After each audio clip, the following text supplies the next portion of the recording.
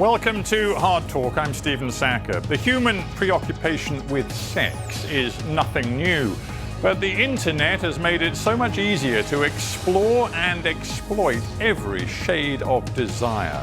The online porn industry makes billions of dollars in profit every year, but the big winners are corporate players, not the women and men performing the sex acts.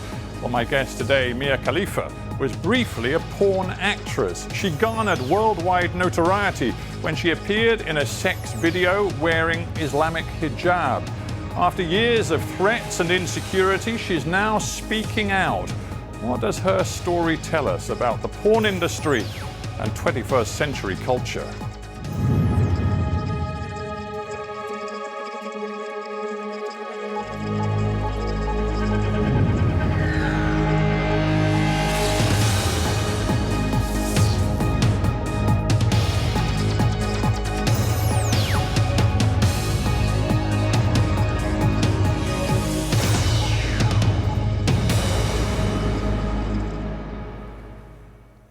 Khalifa, welcome to Hard Talk. Thank you for having me. By many measures, you are a very famous woman. For instance, you have, more than 16 million followers on Instagram. But the origins of your fame lie in your brief involvement in the porn industry. Is that hard for you to deal with? Absolutely. After I left, I didn't delete my Instagram. It got hacked by ISIS sympathizers and propaganda was posted all over it. So Instagram took it down. And I didn't recreate one for another year until I decided to kind of accept my fate as the infamous former porn star and try and change the narrative. So I recreated an Instagram account and tried to, for lack of a better term, become an influencer. Because if you put your name, as indeed I have done researching this, put your name into Google and... On the Work Network? Yeah, well, it was work. But the point is, you get these countless links to videos, the word porn star appears immediately. That is something that you will never, ever overcome, however much... First of all, that's rude. I'm trying to. Yes, I understand that. I don't mean to say you want it to be, but it's the way technology, the internet works. Yeah. I'm not very Google friendly, and we're trying to change that. One of the first things that comes up is the site that I do not own or control, but where the homepage is written in first person, like I am the one running it. And on my Wikipedia, it's posted as my official website, and we've tried countless times to get it taken down, including taking legal action, but the company they won't hear anything, and we've made them countless offers. Let's go through this step by step. How did a girl who was brought by her parents to the United States from Lebanon, your home country, schooled in the United States, clearly smart, went to university in Texas, read history, how did you get involved with the sex porn industry? I don't think low self-esteem discriminates against anyone. It doesn't matter if you come from a great family or if you come from a not so great background. I struggled my entire childhood with weight, and I never felt attractive or worthy of male attention. And suddenly, my first year of college, I start losing all this weight from making small changes. And by the time I graduated, I was ready to make a bigger difference. I felt extremely self-conscious about my breasts because that was the first thing to go when I lost all the weight. I lost about 50 pounds. I don't know how many kilos that is, or stones. Well, it's a considerable amount of weight. Yeah. It changed your body, it changed you physically. Completely. Yeah. So my biggest insecurity was my breasts. So I wanted to more or less go back to what they normally were. And once I did that, I started garnering all of this attention from men, and I was never used to it. And I felt like unless I held on to it and kind of did what was asked of me or what was expected of me, it would go away. And after feeling what it was like, that validation and, the compliments for the first time, I did not want that to go away. You were spotted, I think, on a street. I mean, there you were a young graduate wanting to sort of find a job, and you were spotted on a street by a guy who said, I can work with you, and clearly he opened up and said it's the porn business. What was it in you that far from running away, was drawn into it? It wasn't. That's not how it was. It wasn't just, hey, do you want to come do porn? It was more so, oh, you're beautiful. Like, would you like to do some modeling? Oh, you have a great body. Like, I think you'd be great in nude modeling. Things like that. And after I came and toured the studio, it was very respectable. It was a gorgeous location. It was in Miami, in Doral, Florida. It was clean. Everyone who worked there was nice. All of their cubicles were decorated with family photos. Like, it was nothing dodgy or that made me uncomfortable. And after the first time I went in wasn't the first time I filmed a porn movie. It was the second time. The first time was more so, do you want to do this? Like, sign the paperwork, et cetera, et cetera. You have since talked about people who prey on callow young women. I'm just wondering, as we talk about it now, whether you feel a sense of victimhood, whether you look back at your younger self, because obviously now you're 26, but this is when you were 21. Do you look at that 21-year-old and feel that she was used, she was very much a victim?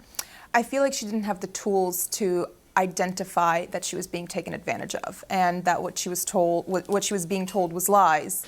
Maybe not so much lies, but trying to manipulate me to doing what they wanted me to do. I don't really see myself as a victim. I don't like that word. I did make my own decisions, even though they were terrible decisions. I think that something needs to change in the way women are approached, if even they are approached. It is an industry, and it is a multi-billion-dollar industry, but at the heart of it are young people, and men and women, who are asked to and agree to perform sex acts in front of a camera. How much control, agency did you have in the process of making those videos, which we now know have been viewed hundreds of billions of times? None. Very little. Other than kind of saying yes, no to one outfit or the other. Very little say on what was filmed, the theme of it, the content, where it's filmed. It's not really up to you. But obviously consent would seem to me as an outsider to be a fundamentally important principle. If they asked you to perform a particular kind of sex act that you absolutely did not want to do... No, they can't force you. No. No, absolutely not. You've talked interestingly in the recent past about the mindset you had when you were performing in the sex videos. You said that you sort of blacked out, and that now you look back, you can't actually remember very clearly a lot of the things you did. Do you try and explain to me what was going on in your head as you got deeper into this industry?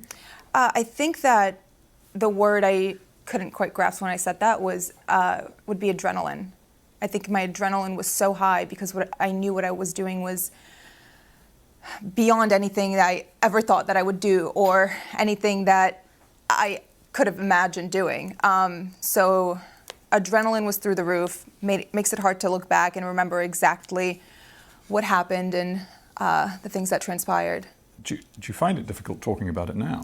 A little bit, yeah. Yeah, no, I understand that. And obviously, I mean, do you think it made a difference? I'm genuinely just asking that you're of Arab heritage. Your parents were from Lebanon. I'm from Lebanon. I was born and raised there. Exactly. You're Arab, and Arab culture is deeply conservative on the whole. And do you think that was an extra layer that you had to peel away as you got involved in this business? Probably. I think a part of it was also rebellion and wanting to do something so out of bounds and so out of character that I shocked even myself.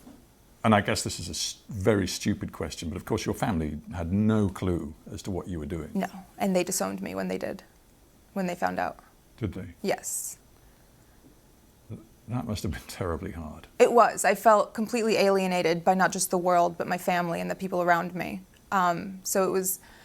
especially after I quit, when I was still alone, even though I left. And I just realized some mistakes aren't forgivable, but time heals all wounds and things are getting better now. Things are changing. Yes. I want to ask you about the mechanics of the industry in one other way, and that is power, authority, money. First of all, we've talked, obviously men and women are performers in this business, but were there any women in positions of authority and control that you worked with? Absolutely. One of the closest people that the talents work with was a female. She was very nice, respectful, professional. A lot of female employees in the back office, like VPs of sales and people on the tech side. So the offices are filled with women. And I asked her, I'm like, how did you find this job? Like, how do you apply for a job like this? The word of mouth through a friend. The financial side of it is extraordinary too. After you made the video that I want to talk about in a moment, which involved you wearing the Islamic dress, the hijab, you, for a time, were the #1 most popular porn actress on Pornhub, which is this aggregator site for porn that is wildly popular throughout the world, it seems. And you were getting hundreds of millions of views. And yet, despite that, in the porn world stardom, you were paid a grand total for all the 12 sex videos you made. You were paid a grand total of $12,000 US. And yet you made millions and millions of dollars for both Bang Bros, the company that you worked with, and Pornhub, the aggregating site. How could that be? That's just how it is. I'm not the only one who was singled out by this. It's not like I had a terrible contract or a terrible manager. Not that I didn't have a manager or an agent. At all? No. No advisors, nothing at all? No. And you were 21, you were barely out of childhood, frankly. Yeah. No. I mean, the human brain doesn't fully develop until the age of 25. So my decision-making part of my brain still needed forming. There was no one to tell me what to do or to say this is wrong. This is important about the nature of the porn business, because you make a video, it lives forever online, and the more popular it gets, the more hits it gets. And we're not just talking about the United States. Many of your videos were, it seems, very popular in the Middle East. The most popular in the Middle East. Which is interesting in itself. Because they're the ones who are tweeting death threats at me. Exactly. We'll get to that in just a moment. But the point of the finances is, however popular you became, the #1 star in this business, you had no residuals, no rights whatsoever to get any sort of recompense for your popularity. None. None whatsoever. And is that, to this very day, is that the way porn contracts work? Absolutely. For everybody. Everyone. Male, female, everyone who comes in. Now, I think we have to get to this one particular, and I mentioned at the beginning, the notorious video you were involved in, which actually involved 3 young people. You were one of them, and you were wearing the Islamic headscarf, often known as hijab. And of course, then it developed into a sort of a sex scene. You must have known how provocative that was. I verbatim told them, you guys are going to get me killed. And they said? They just laughed. Why didn't you then say, I'm not doing it? Intimidation. I was scared. But I knew that if I said no, it would, they're not going to force you to do it. At that point, that's rape. No one's going to force you to have sex.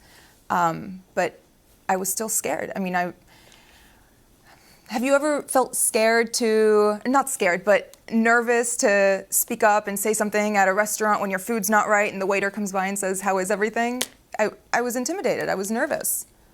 What you are saying is that the concept of consent is sort of meaningless in the power dynamic between the men, mostly, who are controlling the porn industry, and a young 21-year-old actress such as yourself. Absolutely. When there's 4 white male producers in the room and you say something like that to them and they all just laugh, I mean, it's kind of devastating, and it makes you not want to speak up and say anything again. It's the same with when you sign your contracts. You have, the president and the CEO of the company sitting in the room with you, waiting for you to read it.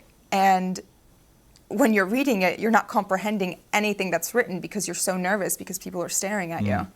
When you walked out of that filming area at the end of that particular video film, did you in your heart know this is going to be a disaster for me? It didn't hit until I think the next day, because the adrenaline was still very high, but immediately after it was released, it shattered my entire world. The reason I thought it was okay for me to do porn was because I thought no one would ever find out about it. There's millions of girls who film themselves having sex and do things like that, and no one knows their name, no one knows who they are, no one recognizes them. So I wanted to do it as my dirty little secret, but it blew up in my face.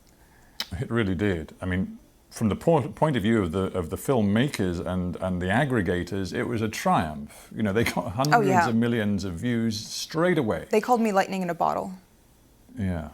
But the reality for you was that your face was now known throughout the world as the porn star who wore hijab. Yeah. And you got threats. Oh, yeah. From, I'm not going to say ISIS because I don't think anyone heavily involved in ISIS has a Twitter account. But people proclaiming support for Absolutely, ISIS. yeah. They photoshopped a picture of me onto someone getting beheaded. And they said, I don't know exactly what they said. They said something along the lines of, you're next. I cannot imagine how alone you must have felt at that point. Because you couldn't discuss this with your family. Of course you couldn't. No, it was terrifying. But my coping mechanism is humor. So my response was, well, as long as you don't cut off my boobs, they were expensive.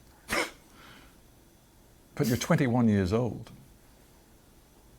You just said to me that was when my life was sort of ruined. But here you sit, we are 5 years later. How much personal responsibility do you feel you have to take for what you did? 100%. I made the decision. Granted, the industry is flawed and we need to do something to protect other girls from falling into the same trap that I did, but at the end of the day, it was my choice.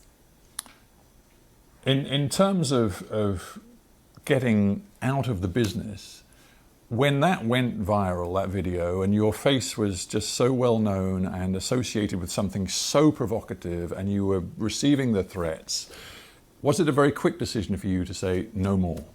I wouldn't say very quick because I was still nervous. I didn't know I didn't know how they would react to it. I actually called them all in to a meeting about a month later and sat them down, and I had a resignation letter waiting in front of every single one of their chairs. And I spoke to them about my feelings, and they tried to convince me to stay, and they told me this will all blow over and that I'm overreacting and I'm exaggerating about the level of peril that I'm in. At that point, did you have to have some sort of security? Had you had to move out of your own apartment? I did move out of my apartment already, but that was because someone had taken a screenshot of a Google Maps location of where my apartment was. So these guys, they just saw you, frankly, as a money machine. Absolutely.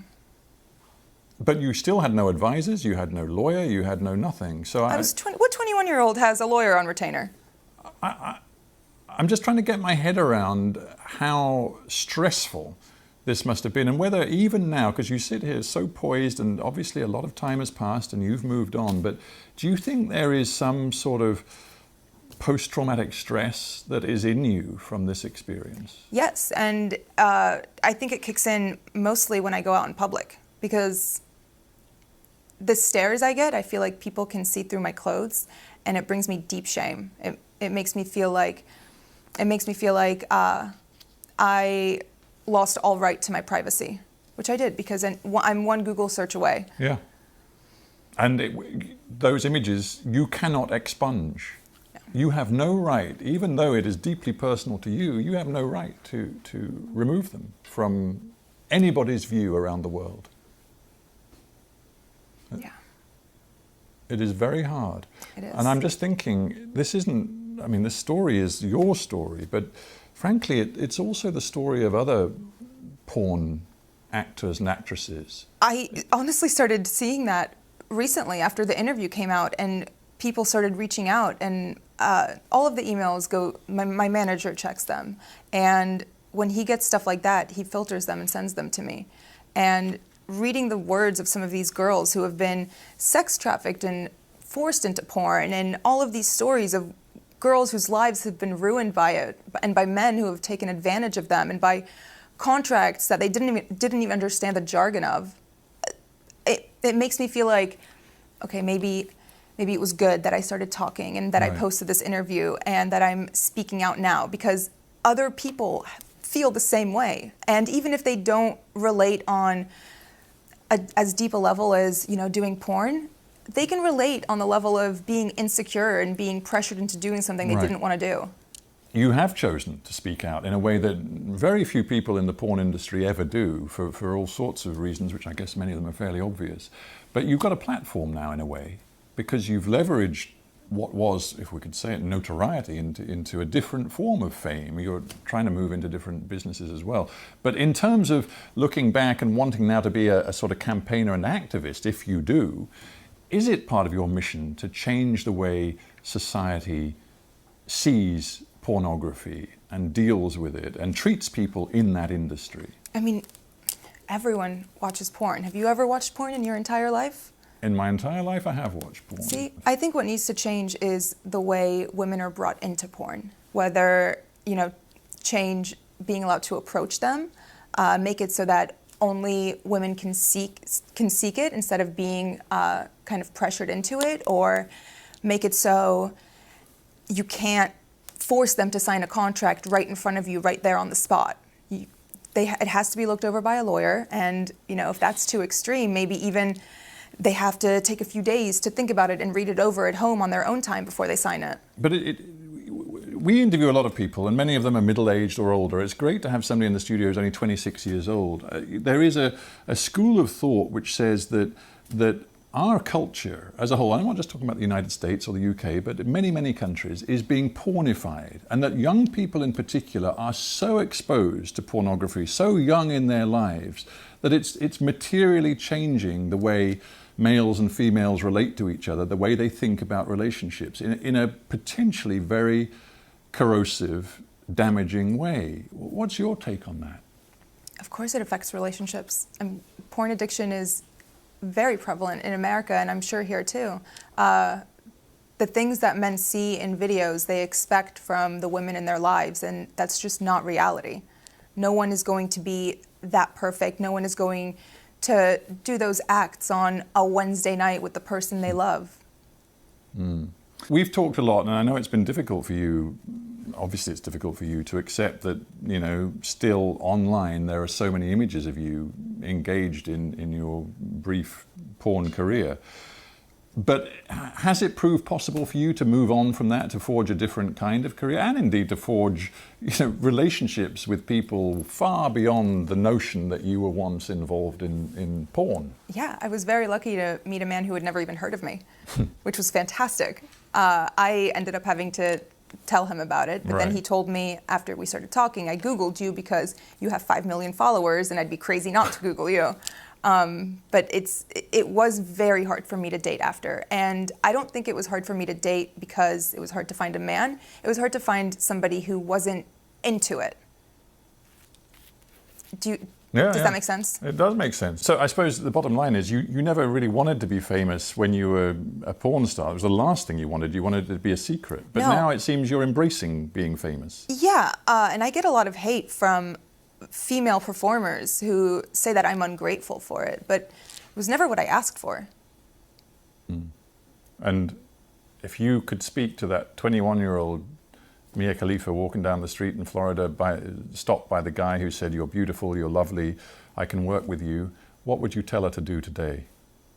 There's mace in your purse for a reason. Use it. Run. Mia Khalifa, it's been a pleasure having you on Hardtalk. Thank you very much. Thank you for having me.